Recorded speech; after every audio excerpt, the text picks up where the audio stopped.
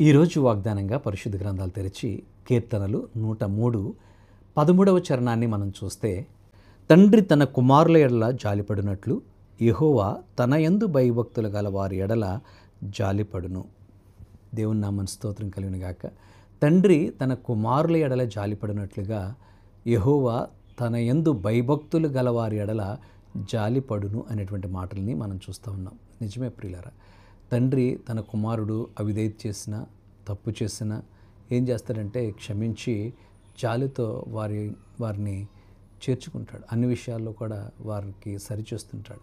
అలాగే తన యందు భయభక్తులు కలిగినటువంటి బిడ్డలు కూడా కొన్నిసార్లు అవిధేయమైనటువంటి కార్యాలు చేస్తున్నప్పుడు కూడా ప్రభువు వారిని శిక్షించకుండా వారిని యందు జాలి చూపించేవాడుగా ఉన్నాడు. తండ్రి ఎలా జాలి చూపిస్తున్నాడో అలాగే మన పరలోకపు తండ్రి కూడా మన ఎడల జాలి చూపించేవాడుగా ఉన్నాడు అనేటువంటి సత్యాన్ని భక్తుడు ఇక్కడ తెలియజేస్తున్నాడు.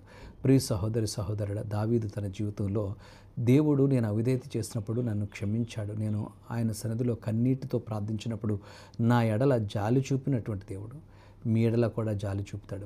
నేను తప్పు చేశాను కాబట్టి ఇంకా దేవుడు నా ప్రార్థన వినండేమో అని కొన్నిసార్లు అనుకుంటావు. దేవుని సన్నిధిలోనికి వచ్చి నీ అవిధేయతను ఒప్పుకున్నప్పుడు, వాటిని విడిచిపెట్టినప్పుడు నువ్వు కనికరించబడతావని దేవుని లేఖనం సెలవిస్తూ ఉంది.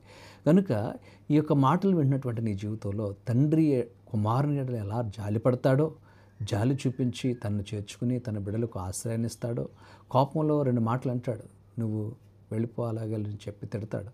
కానీ మరలా జాలిపడి వారిని హక్కుని చేర్చుకుని వారిని ఆదరించి బలపరుస్తాడు. మన ప్రభువు కూడా మనలను అలాగే జాలిపడి మన ఎడల తన కృపను వెల్లడిపరిచాడు. తన ప్రాణాన్ని మన కొరకు పెట్టాడు.